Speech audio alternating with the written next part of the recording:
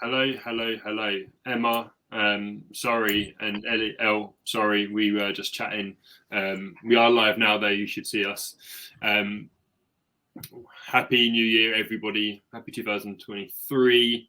That's kind of weird to say. I'll probably get it wrong when I say hello to everybody continuously. But looking forward to this one. This one's going to be a really interesting one. Ryan's a great speaker, and I know we're going to get into some off-topic rants about well-being and what we can do in the workplace. But also he's got a really interesting background, which we'll explore and kind of find out where he is today and why he's there, etc., etc. But to start with, let me introduce myself, just get the boring bits out of the way. Anybody who doesn't know me, my name's Richard, or Rich. I'm the founder of Employees Health. Employees Health is an educational wellbeing company. Our main focus is helping employees improve their health and wellbeing by creating healthier lifestyles and becoming more active, increasing better habits, etc., etc. Got lots of different ways we do that. So if you want to find out more, just give me a shout. So that's the boring bit done. I'm going to get you to introduce yourself, Ryan, because ultimately I'll probably just not do it that well. So yeah, Ryan, hello. Cool. Good afternoon. Hi, everyone. Happy New Year. My name is Ryan Hopkins, for those of you that don't know me. I am the Future of Wellbeing Lead at Deloitte. It's probably the world's coolest title because I created it. And I am on essentially a mission to engage 1 billion people in the betterment of wellbeing. And that's through multiple ways of doing that. So through my day job, through content creation, through speaking, LinkedIn live series like Rich I've just started recently, which is a lot of fun. And yeah, hopefully a lot of other methods and ways. I'm a Deloitte boomerang, so I'm actually a returner. It was never my intention to return ever. Once I finished the first time, I was like, yeah, that's it. Like consulting, tick, done that. Time to move on.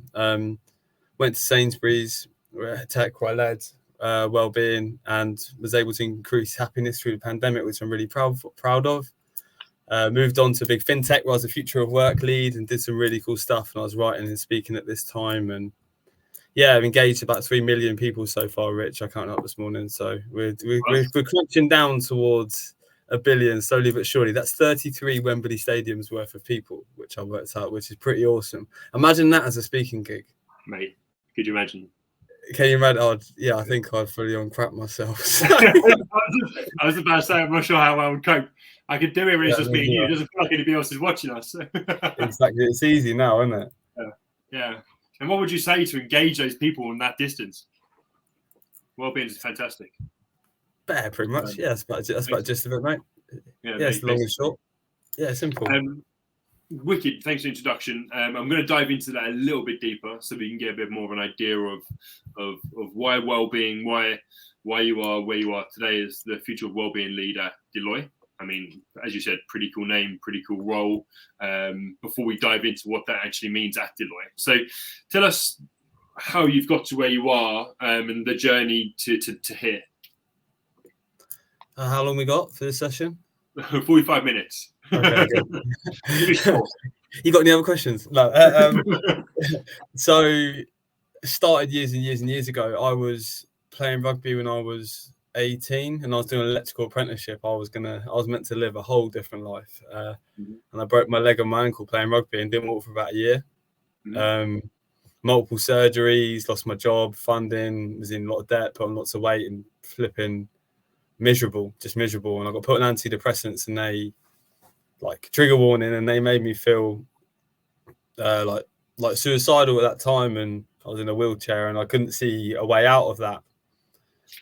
I got a job in a bank after that on the counter in Halifax, and I could sell anything to anyone. You put someone in front of me, don't worry, I get that sold, and I'm pretty good with people and I love it, developing relationships, and that was awesome. But at that time I was bulimic. When I got the ability to walk again, I went too far and I pressured myself. So that was about 8 years dealing with that. Travelled, wanted to go and see what the world was all about, leaving Hastings behind, as great as it is. You a Kent boy? Yeah, well, it's Sussex. It's not Kent. It's in border of Kent. Yeah. Could be better, right? No, I'm joking. I love Hastings. That's it. And it was amazing. So I went traveling, sold everything I had one way to Argentina and traveled around for about a year. Started a hostel business in Ecuador, and I managed to get like $2,000 together, and $2,000 lasted me like a year because I was just like sleeping in like bus shelters and doing what I could. But then you realize how lucky you are at that point, for want of a better traveling cliche, right? And I was like, I'm going to get a degree, but I had no A levels or GCSEs because I worked when I was like young, looking after my brothers and stuff like that because of circumstances and whatnot. So only like one uni in the country would have me. So yeah, they were like, flipping out, we'll give this guy a go. Do you know what I mean? He seems quite nice. Why not?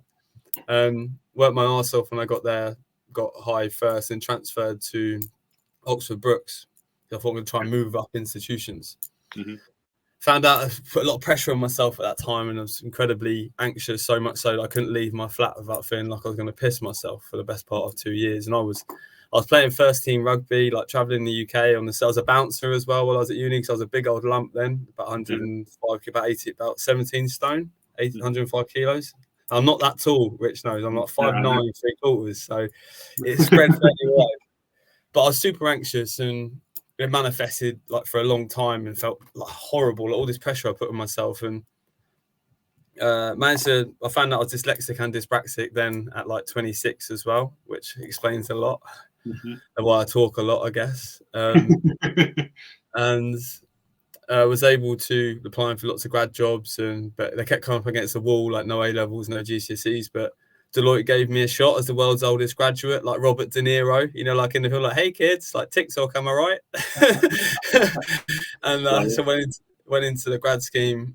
It was amazing, learned an incredible amount, started to speak at that point about well-being, the importance of it, and set up the wellbeing function with one of our clients years and years ago, and I was nominated for an award for it. I was like, this is me. I was like, I can use my experience to help people with my experience I'm learning from transformation. It comes together, right?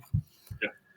I kept getting put back into work I wasn't passionate about, so I was like, no, this isn't me anymore. I left to go to Sainsbury's to lead wellbeing for Sainsbury's Tech, and was made redundant from there, unfortunately, around.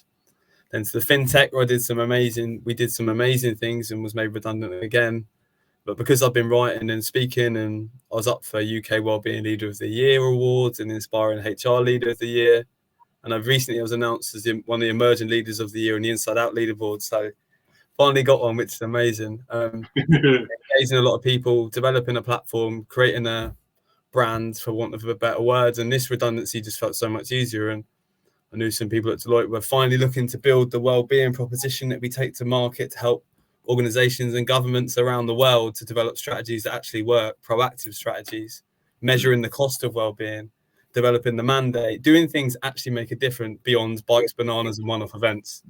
And that's what we're doing. And so we're going to be writing, speaking, me and my team, helping a lot of people trying to grow this. And I think it's going to be, I know it's going to be massive, and we're going to engage and improve the world of work for millions, if not billions of people. So super exciting. That's a bit of I did that fairly quickly. I might have that was impressive. Glossed over some of it, Rich, but I think that gives you a little bit of a flavour. Yeah, I think you did that in about 5 minutes, man. I mean, that's pretty impressive. I remember meeting you or hearing your story. I think you was working at Sainsbury's, and I was like, okay, cool. This guy, he's got a wicked story. It's a really interesting one. I say wicked story. You know what I mean by that, right? I understand. Interesting. An interesting backstory. Got a really cool role in Sainsbury's, and obviously just seeing your journey kind of flourish since then. And now obviously doing something which you love. And obviously when we spoke in November again, just to kind of talk about this and all that kind of bit, you can see the passion's really there, and you can see that this is really giving you the opportunity to do what you really want to do and support and grow wellbeing. Your knowledge is great, so I'm really glad you wanted to come and talk to me and showcase some of this for my connections and my friends on here as well. And so I mean, as I said, that's how we got to here. So what are you doing at Deloitte? You've kind of explained it a little bit. Do you want to go a bit more deep? Mm-hmm. So this across the board, like with you and other companies as well, wellbeing has always been like a nice to have, the right things to do for people, support people through the pandemic. We always spoke about the upsides, didn't we? We spoke because it's the right thing and you make people more productive and engaged and they stay. I think it's been a change in the narrative, and now we fully understand what the downside is of not prioritizing these things, and we're looking at the loss aversion, right? We're much more likely to try and hold on to a pound than to gain one. Yeah. So we're playing to this, and we're quantifying the costs and helping organizations understand and get their data ducks in a line, what well-being actually looks like, tying it to organizational metrics for attrition, productivity, absenteeism, presenteeism, stuff like that, and using the available data. So we're creating that data picture, helping companies do that, which is super, super interesting. And then when you get that right and you understand what the return on investment is, where the pain points are, only then can you move forwards. Mm-hmm. Otherwise, it's just a finger in the air, isn't it? Like complete guesswork. Yeah, it is. It's a hard thing to quantify. And I always say this, there's so much statistics out there at the moment, but they're all focused around mental health. But actually, for me, well-being isn't just mental health, right? It's the whole well-being picture. And I think, I think the progression of well-being, that we've broken it down into silos, and everyone has different silos, but we need to just consider that an individual is a holistic being, right? I go to the gym and that affects my mental health more than doing something specifically for mental health. So to bucket it, I think makes it a bit difficult. So I think the future of well-being won't be looking at the individual in the organization, rather to create the space, the flexibility, the autonomy, the psychological safety, because you can take the horse to the well-being water, but you can't make it drink. Yeah. And if you offered me the world's best solution and events when I was in the depths of my depression or anxiety or eating disorder over the years, I wouldn't have wanted it. And so all you can do is provide the resources for people and create the environment where they can thrive. So that's what we're doing on top of the data as well.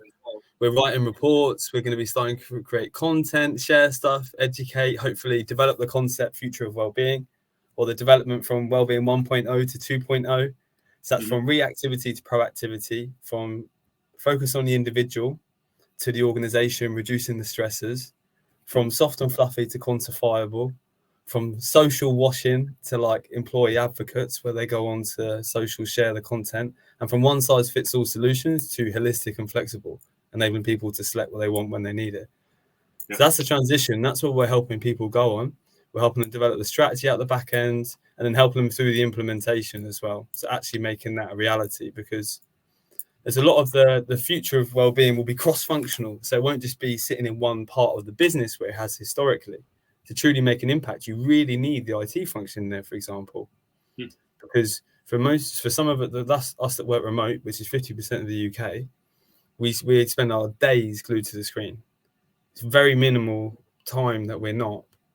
And so this is the interface through which we experience work, but that part of the business is not included in the wellbeing agenda. So we need to look at how we use tech in a sustainable manner. So we're teaching people how to do this, developing strategies, and actually looking at creating the organization around which the people can thrive. So it's developing those environments. And when you do that, there's an amazing piece of thought leadership from Deloitte prior to my rejoining the mental health report. And if for every pound spent, you get up to £7.20 back if you focus on proactive group-led strategy. This is for mental health specifically, Rich. I know we said well-being wider, and we're going to hopefully work that out. Yeah. But it's incredible. It's a massively profit-driving part of the business. When you get the data ducks in a line, you start to invest in the right things. You pull on the levers and reduce the stress. Your attrition will drop. Your engagement will rise. Your applications to business will go up. Atom Bank did the 4-day work week trial back a few months ago. I don't know if you saw I shared. They published it. BBC picked it up overnight, or month on month. They saw a 49% increase in applications to the business. Nice one. Yeah. Like that's your EVP. That slaps. And people want to go to business like that, don't they? Yeah. So this is what people stand to gain from doing this. And now we're in a position where there's the understanding. It's now it's the financial incentive to do it that we understand that we didn't before. And equally, legislation is changing around the world. So ISO standards actually becoming legislation. Like in Australia, in Western Australia, it's now legislative requirements to do psychosocial risk assessments at work. Yeah, this is happening around the world. Yeah. So we're in a position beginning to become legislation, and people have to do these things.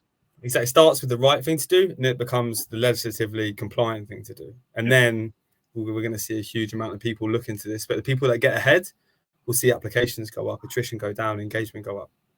So one of the things I want to ask you from what you were saying there's a couple of questions. The first one I'm going to go with, otherwise I forget it, is within my role.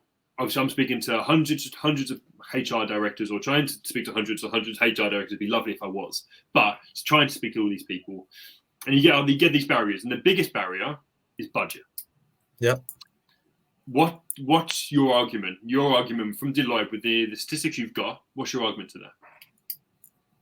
Well, the most impactful things aren't about adding, so they don't actually cost anything. Mm-hmm. So it's about reviewing like policies, the tech, how we use it, interact with one another.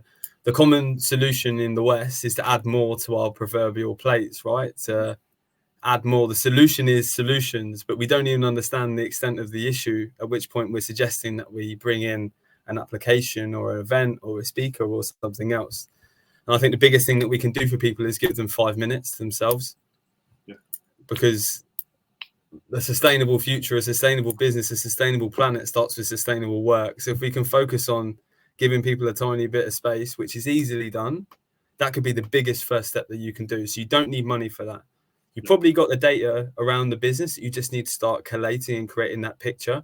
And then when the exec understands the extent or the cost currently, when we're talking about that downside, the mandate will be developed and a budget we found, I assure you. When you see that you're losing, say, up to 10 grand a head per employee with attrition, increased cost of applications to the business, the amount of time to retrain and hire, lost absenteeism cost, all of that. When you get that together, when you paint that picture, there's no exec that is not going to start investing in that and looking into understanding that issue and develop something to improve, because they simply can't afford not to. Money isn't free anymore. Inflation's well over 10%. So we need to start looking at how we can save some of the money and create environments. It's just a win-win for society, the organization, and the individual. When you paint that picture, I think the understanding starts to develop. But it takes time, and there's a reason as well. It's because a lot of us in this space are doing what we believe to be the best thing with the resources that we have, and it's a lot of people doing incredible work, going above and beyond. So to say that it isn't working as it is difficult and difficult to hear. Mm-hmm. Isn't it? But to change and to truly move forwards, we need to be really honest with ourselves and pick into that data and understand the extent of the issue. But until we do that, it's really difficult to move forwards. So how long do you think how long do you think there is until you, Deloitte, and you have the statistics on attrition rates and how much is costing per employee properly? Depends on the business. I can work that out today if you sit me down with someone. Yeah. Liz Hampson did an incredible work with the Deloitte mental health report. So that's understood the cost to the economy, to the UK economy, and to businesses. There's an additional cost of musculoskeletal issues, working from home, XYZ, additional things that still need to be calculated and worked out. But you can paint that picture now. Planning to create some really cool thought leadership and content to help people understand this moving forward. So watch this space. I can't say when, but relatively soon. Yeah, because we all have the statistics behind each bit. Okay, on average, how you looking at it? So I'm looking forward to seeing that statistics and that data when you get there. Because that just someone like myself just helps me know it. Right? It's gold dust, isn't it? It should be. Once we understand this, the rest of it becomes easy. Yeah, completely agree. Well, not easy, far from easy, but you know what I mean.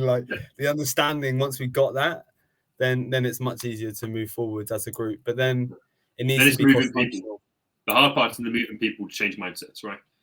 Exactly. But then businesses, at the end of the day, are businesses to generate revenue. When you appeal to that, the mandate is created, and then you can do the right thing. Still moving people is sometimes harder than you expect, still, though, right? But I completely agree. 100%. And the conversations will happen across the business, and the understanding is developing. Everything is a long old lead time, isn't it? Like the hybrids return to work, it seems like the pendulum has swung back. I don't know if you saw yesterday, Disney have mandated 4 days a week for the head office staff. So I think a lot of companies are this year, aren't they?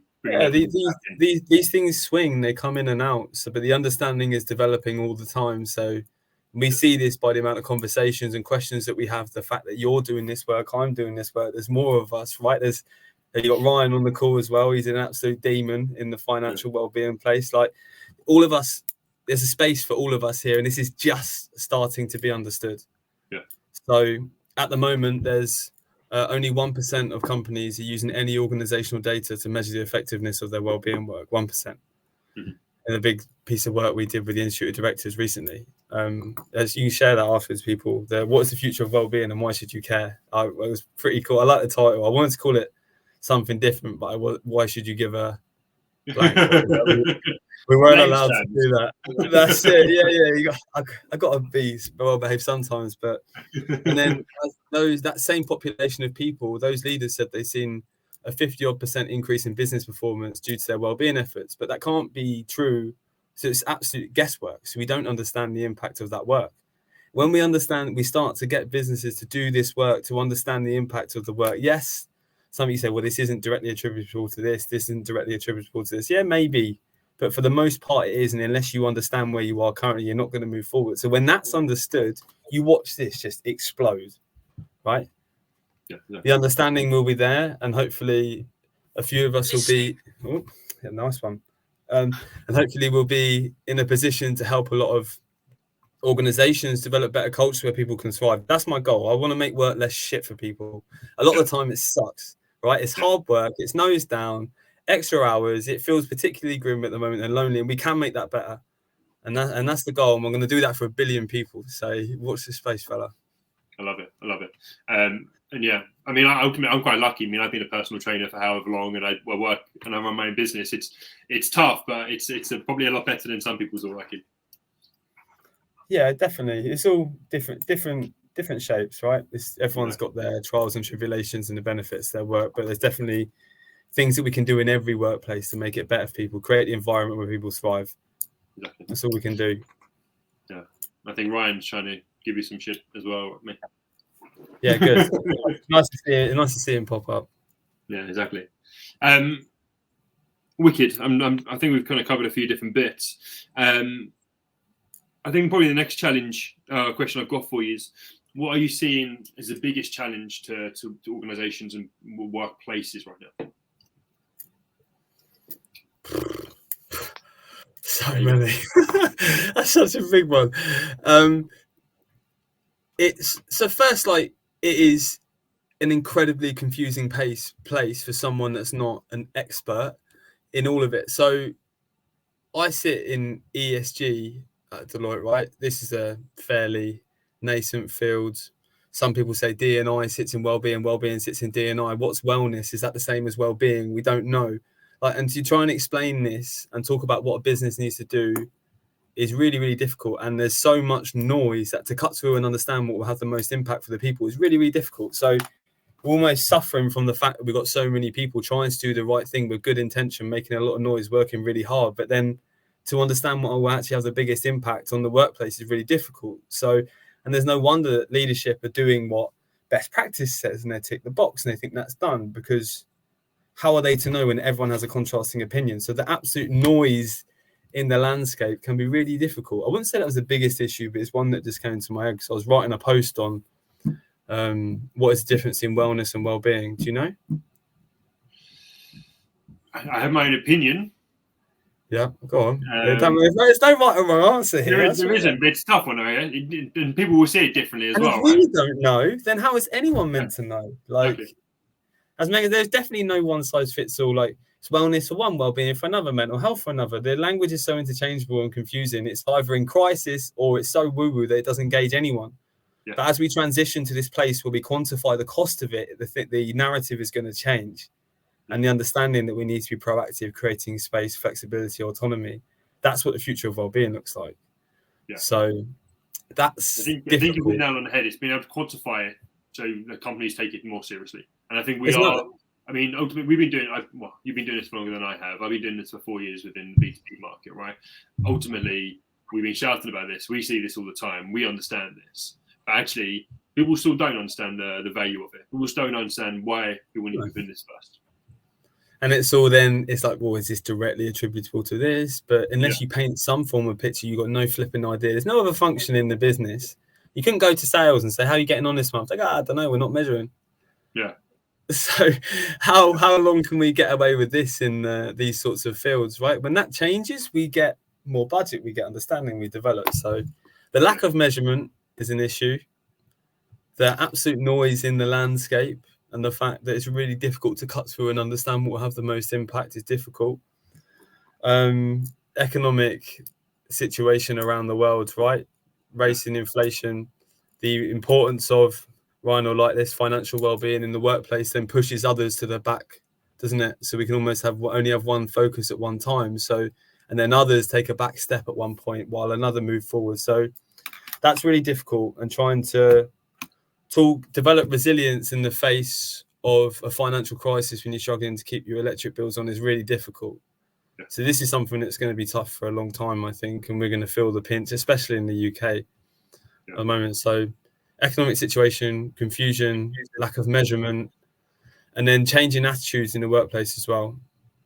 So 75% of the workforce in like 5 years will be Gen Z and millennial, and they don't want a job for life. They will say no to assignments and work if it doesn't align with personal and moral values. So we're going to see this shift. Right, and it's going to be a really interesting change in the workplaces as millennials start to step into leadership positions, and Gen Zs as well. I think we're going to see a shift in the workplace and the language and what's important, right? Purpose-led work, which is hugely key. Is there anything that you would add? What do you think as well? So what are the other challenges from your perspective? My biggest one is always, I think you hit nail on the head, is the understanding of the measurements. Because if you have the understanding of the measurements, you understand the reason why you need to invest in it or what you need to do. Yep. And I think people understand the full measurement. So I speak to people a lot, and they will either survey, but they're not grabbing the information about sick times and what sick days and what's causing those sick days and what people are doing, how healthy their people actually are, and all those kind of bits. Maybe acting their productivity, looking at working from home. All these kind of numbers, they're not really grabbing. So when you're speaking to people and trying to say, look, we can make your people better, we can look after people, even if it's not by me helping and educating, just by changing a few things, as you said, like the free stuff you can do, giving people time, making sure they've got psychological safety, helping their managers understand what they can do. That kind of stuff, they still don't understand the power of that because they're not really understanding the cost and the measurements of that and not measuring properly. Yep, that's the biggest part. That's the biggest barrier and challenge I have as a provider. I thought of one more, which is the shift in the way in which most of us work through screens and the fact we don't move. Last year, I had no end of issues with my back, and I can't diagnose what the issue is. Constant pain, X-rays, MRIs, no idea. They think it's fibromyalgia, which is just a lazy diagnosis, in my opinion. But I'm going to get to the bottom of it. I was sick 2 times at the back end of last year. I love what I do, but I work a lot, and I go writing on the weekends, and I'm pushing myself through physical challenges. And I think a lot of us are in this position. You have to hustle and work and do your LinkedIn stuff. The world of work is changing, and the hours we put in is increasing. That's putting pressure on ourselves as individuals, and we're going to see this come out in the wash in health as well. I was potentially the happiest I've ever been last year, but the sickest. Because you had a purpose, following that purpose, whereas then you weren't getting to the detriment of myself. So I've changed this year, and I used to do, it was like 10k steps every day. I was like, I have to do it. It's the rule. It's just the rule. I'm a bit like OCD with it. Like, I'm like, I have to do this. It's the rule. This is how it has to go. And that's good that I work like this, and it's allowed me to do what I do, but I do it to my detriment sometimes. And I was like, no, every day. And then I thought this year I just don't need to do that. If I need to rest, I'm going to rest. Like, I found the data from the Apple Watch at first really helpful, and then actually almost like dangerous to myself, because then I held myself to this account when sometimes I should just be resting. So I think the changing workplace, the data, the analytics, the understanding of health, and the pressure on us as individuals is only growing. And the fact that we don't move, we're sedentary, we're going to see a massive, massive increase in musculoskeletal issues and loneliness. And over the next couple of years, and that is going to be big pressure on the workplace as well, because they're going to be expected to pick that up. Yeah, I completely agree with you, and this is where I come from. When you hear people which work from home or hybrid workers, is that agree it does suit and it does massively give benefit to employees in a way, right? But then you do miss. You are going to be more likely to be lonely. You do less activity, you sit down for longer, you work for longer. So there's these horrible negative. But even when I'm in the office, I don't move. It's because my schedule is busy. So regardless of my location, I'm not moving that much. I just have the tube journey where I'm just like holding on. Yeah. At least you've had some of that though, and also the other part of that is also the social interaction, as you said. Like as you know, the coffee breaks, the conversations in the office. You have that social interaction, social well-being for me is one of the most powerful things you can do for yourself as well, right? Especially if you've got a good team, and I know you do, that you can have conversations, have some laughs, all that kind of stuff around you. When you're by yourself, you don't have that. You work so hard just without any of the added positives. Definitely. Agreed. Ryan's written a big thing here. It might take me a second or two, being dyslexic as well, to read it. That's all right. That's me and you both, mate. We'll take a second to read. Yeah, I hope it's useful, Ryan, because we're stopping the live now to read what you've got to say. Yeah. Not helpful. Yeah, that's it. You do that. I'm going to think about the next question I'm going to ask you. Yeah, no worries. I'm not sure I understand. Hi, mate. Siri wants to get involved in this conversation today. Yeah, I don't think anybody the Apple Watch has heard me saying that the data is sometimes detrimental. It's like, I'm not letting you have this conversation. Okay, so I mean, I think you've covered this. Probably really well. I'm going to ask you to see if we can get to the bottom of it. What needs to change in the work? What needs to change now in the workplace for well-being? And what do you think the future of well-being looks like exactly? I think I kind of touched on it first. I hammer it on about it all the time. So it's the developing the understanding of the quantification of the problem that we face, and developing the capability to monitor, so we can cut down to demographics and geography and say this part's running really hot. Microsoft Analytics, you can get the average work week data. And my last company, we ran really hot, and we were able to bring that down by 4 hours for everyone in the business per week, which I think is massive. That's a half day back for everyone to spend extra time with family. As a result, attrition dropped, engagement increased. You're only able to do this when you get the data right and understand the issue. So this is something that needs to change and will change. The pressure at the moment, like Ryan said literally just now, so we go back to that comment, we break it into mental, physical, emotional, financial. We've confused what it is, well-being. It is quite simple at its core, and it's enabling a person to be the best version of themselves in an environment in which they exist, enabling them to thrive as much as they possibly can. So all you can do in a workplace is configure the system and then provide them the opportunity to make the most of the things when they're good and ready. So that's going to be a shift. So we're going to move from focusing on the individual, addressing the stress things once they've broken, essentially helping people once they've gone through an issue, to actually looking at the issues before they happen and reducing them, right? Taking the work week down, supporting musculoskeletal issues, getting people moving, XYZ things, looking at temporal, geographic and modal flexibility, then we'll start to see the sickness trend down. So that's a big transition that's going to happen and will happen. There'll be a point where the people in the business love it so much. And if you set them up with competitions and engagement, you'll get so much content that you can share externally, that the businesses that get this right and do the right thing will be able to share that on LinkedIn, and that'll be their EVP in itself. And you'll see applications to business go up, everything. So that's going to be the future as well. So we'll enable people to share their story in a better manner, focusing on the employee journey, right? At this point, you've done this, enjoy this, you got this day off, unlimited paid vacation, XYZ thing, share it. Then that's going to really go well. Then we're going to focus on the holistic person, like I said, instead of breaking it down into silos. And then the well-being strategy in organizations is going to change, because an organization doesn't have a mind, a body, or a spirit. So I don't think necessarily that the strategy should be like that. It should be more what the organization does to configure the space, like good work, lifestyle, employee experience, purpose, those sorts of things. And then health at the end. Once you configure all of these things, then people can prioritize themselves, right? So that's going to be a shift as well. So quantification, the shift to reducing the stressors from the pressure on the individual, the change in the strategy, the move from social washing to social evangelism, and then the fact that well-being is going to be a huge part of ESG, like the S, and I think it's going to change, and organizations are going to start reporting on their metrics externally. They do the bare minimum when we do net zero, we got carbon offset, and we've moved forward on the E, but the S hasn't kept pace. But burned out people create a burned out planet. And the companies that start reporting on that externally will see a massive boon in applications to that business. And it will become a social requirement in time, I think, to do so. So we report on the gender wage gap, modern slavery, things like that is the bare minimum that needs to be done. What I would like to see is people saying this is the average work week in our business. This is the amount of people that left due to well-being issues or stress in the workplace. Imagine seeing that on the back end of someone's report. This is going to change.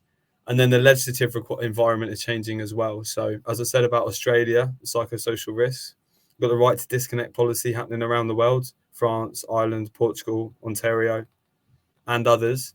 And this is only going to continue. So yeah, I think they need to get in front of it, need to get the reporting right as well. Because when you start sharing that externally, you watch these businesses will start to move away from businesses that are not. And in the S&P, I think it was companies that prioritize well-being, I'm not sure how they measured it, outperformed companies that didn't by like 2.3 times. Yeah.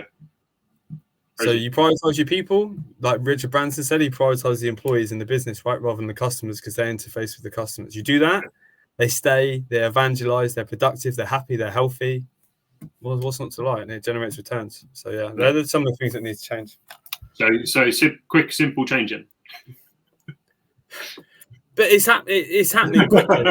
It is happening. I'm just being. I actually think at some of the last conferences, the conversation has changed. Instead of patting each other on the back and saying, what a good job we're doing, which a lot of people, as I said, are doing incredible work to bring the conversation up, but to change things and just move beyond having conversations, things need to change. And that understanding has arrived, I think. And I think we're in a really, really strong position to move forward. There'll be people that resist, there'll be people that don't, but then when they see the gains and the press and everything else from the organizations that do get it right, they'll be compelled to do those things as well, I think, and I hope. Yeah, no, I completely agree. So I think we've kind of covered a lot of the workplace stuff, and without kind of probably providing too much information about what companies can do. I think you've given a lot about statistics, measurements, ROIs, the reasons for wellbeing and what wellbeing needs to do to keep improving. So I'm going to cut the business side out, and I'm going to get a bit more personal one for you, Ryan, is figuring out what are you doing for your wellbeing? What do you do for your wellbeing? So I said historically, I've had the attitude that I need to prove something to myself and others, and having worked from XYZ places and dark places, you develop that attitude of just work ethic above all else at the expense of self. And I've had that, and it's got me to a really good point. And I've done some pretty amazing things. I walked across Spain last year, did the Camino de Santiago, and I did that in 19 days. So I did like 19 consecutive ultra marathons with like a 15-kilo bag. Absolutely wrecked me, but like hugely transformative. I did an ultra marathon through like along like Welsh beaches and mountains, and my first ever race, and did 36 miles over mountains. So like I can go to like the dark zone, and I'm able to go there and then come back, almost like the British Goggins, just not as fit. But, so the shift for me is the focus on health now. So I'm able just to push through at the expense of pain, mental, physical, emotional. But now I'm like, no, I want to be here for the long haul. And this is a long old journey. So I'm not going to sweat the work stuff. I would turn up and do my best effort, but I'm not going to work super late unless I really have to now and again on a bid or something. I'm just going to put tools down and relax. I'm looking at my nutrition instead of just calories, and looking at how I look physically. I'm thinking about how I feel. So I'm taking athletic greens now, like the green supplements. I'm doing a full DNA screening to understand what I'm short of, what I should be taking more of, just to understand, because unless you get that right, the back end of last year, I said my health suffered, and I thought I'm 31 years old. Like I shouldn't be going through this. Do you know what I mean? Yeah. So that's a big shift for me. And then it's about like emotional development and space. So because of all this stuff, and I kept super busy, and I'm writing the book Toilet Break Wellbeing. I didn't say as well to each page, the videos I do from the toilet. If anyone doesn't know, I know it sounds ridiculous, but I'm not going to give any more context. Each page is something you do when you leave the toilet, you flush and you flourish. And I share videos because it's a bit fun and silly and accessible, right? So I've got Future of Wellbeing, data-led, fun toilet break wellbeing. So I'm always like working. Yeah, man, complete Ryan. What's that? Yeah, man who can do both. That's what they're saying. That's it, mate. Yeah, exactly that. So I'm always putting the work in, doing these challenges, but it's shifting now. So I want to like just slow down a bit, maybe have a chance to have a relationship and create some space. And so that's the shift for this year for me. It's the focus on health, what I'm putting in, and how I feel emotionally and processing things a bit more, and just sitting with a bit of space. So that's how it's changed. I've always found it easy to redline, but now I'm learning how to do it in a sustainable manner over time, in a way that actually recharges me instead of in sprints. Because it isn't sustainable, and to have the impact that I want to have and engage 1 billion people in the betterment of wellbeing, I need to be here for a long time. So I'll have to configure my system and my process in my life to do so. Another thing I'm doing, I bought a little cold tub for my garden, or my flatmate bought it for my birthday. So we got that plugged with that outside now. So we got the hose running into that. It is absolutely foul the first 30 seconds. But it's actually really good fun once that's done. Trying to do meditation once a day. I do a bit of journaling in the morning. I use a sad lamp every morning when I get up, because I really feel the effect of the lack of sunlight. It makes you feel a bit groggy. And I think I keep thinking to myself, why am I not living in a hot country and I'm still here? But I'll probably be thinking that when I'm 40. What's that? I think that every single day. Why? And people choose to come here as well, man.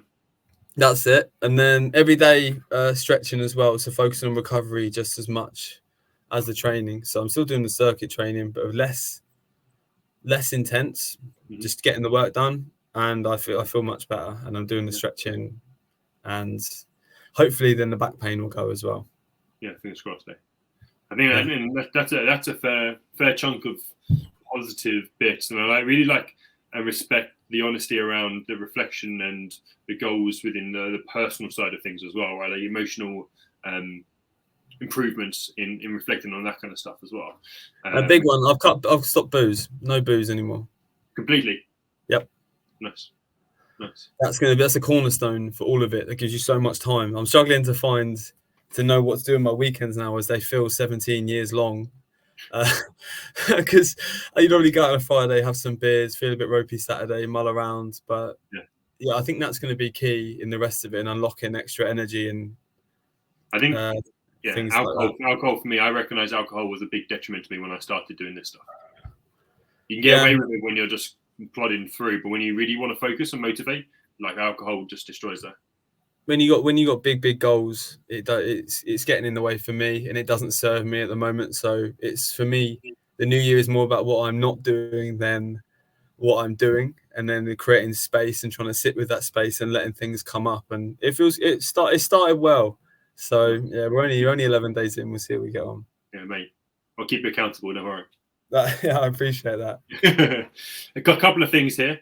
Peter Kelly, hey mate, how you doing? Thanks for the comment. So Mr. Hopkins, what do we need to do to get an integrated model for mental health at work which addresses the systematic issues? Back to what we said before, we've got to get the data picture right. Until we understand and link mental health using secondary and primary data to organizational data such as attrition, and then asking people when they leave and exit interviews, why did you leave? When you get that data, you can quantify the cost of people leaving your business due to poor mental health. When you do that, you have the mandate to change in the business. And then you create a cross-functional team that can get after things. That includes IT, marketing, people, health and safety, all of it. Then you can get after the things that have the biggest impact on colleague experience. So then that would be focusing on flexibility, autonomy, configuring the technology so people can switch off properly, because 89% of us are working longer hours at the back end of the pandemic, right? So that's pretty rubbish for a lot of us. So then we can configure the system, focus on proactive strategies across the business. Then we'll create space for people, the psychological safety like Mr. Kelly does with all the standards he's set up. We create the space so people can thrive, and then we provide the solutions and the applications. That'll be a winning strategy. Then you've got your data picture, and you can say, okay, so you piloted this here in this part of the business, this increase in flexibility. This is how this has had the effect on the bottom line. Again, not 100% attributable, but we can see the impact. Then the leadership are like, fantastic, we save X amount of money in attrition, and increased applications to business, we can reinvest 10% of that in the wellbeing initiatives, and then 90% back to the bottom line. And then we're going to see that grow. So I think that's how it's done. And the future of wellbeing will move to a post-wellbeing world where we don't say it and the environments are configured for us to just thrive, and then we have the safety at work, talk about things as and when they arrive. I'd love to be in that place. We are moving there, and there's people doing amazing work, like Joseph on this chat as well, yourself. And I'm confident that the narrative has changed and the understanding is developing. So I'm really excited to see what 2023 has in store, and how the standards that are being set up, the ISO standards, the British Safety Council and things like that, are going to influence legislation. And when something like that happens in the UK, like it is in the rest of the world, it's going to be massive. And a lot of things are going to come off of that. Yeah, agree. Great answer. I hope that sounds like it's also ticked Peter's happy buds. I'm pretty much reading his script. I've heard him speak a few times. I know that's like the sort of thing, but we agree, and that's, you configure the systems. You don't if a plant isn't growing, you don't shout at the plant. You move it, you give it more sunlight, you give it more water, you give it more nutrients, right? It's not the plant's issue, it's the environment. It's exactly the same. Yeah, completely agree. Just gonna bring Joseph's group up. There you go.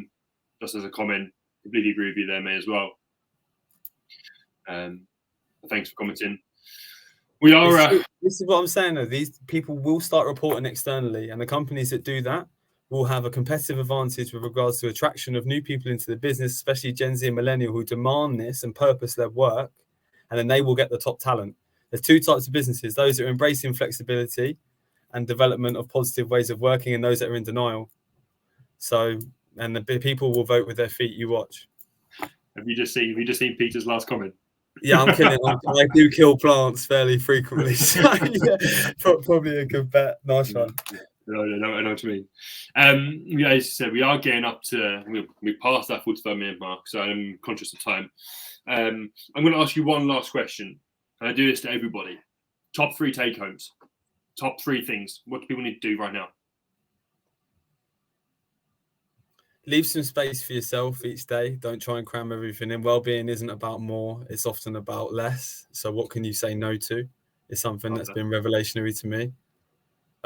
We need to measure the effectiveness of our work. It's easy just to do the work and pat each other on the back. If we really want to develop, get more budget and be impactful, we need to start doing that. And then, yeah, just...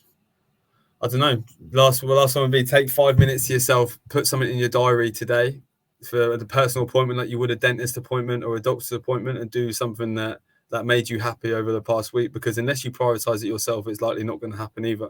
We can configure the system in the favor of the individuals, but the individuals then need to make the most of that system. So I'll employ everyone just to chuck some time in your diary. Got some time today. Step away from the laptop. We don't need to be on the screen all day, and you'll feel much better for it.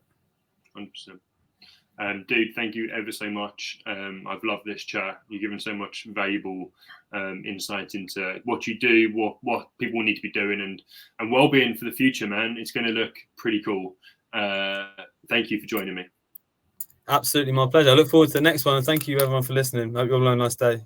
Yeah, definitely. I need some more people on the next one. Still trying to get some more people on. So if you want to have a chat, let me know. Otherwise, yeah, they'll be coming hopefully one or two a month throughout 2023. Guys, have a great year, and look, watch your space. Probably the best way to end this, right? Dude, take care. Bye, everyone. Cheers.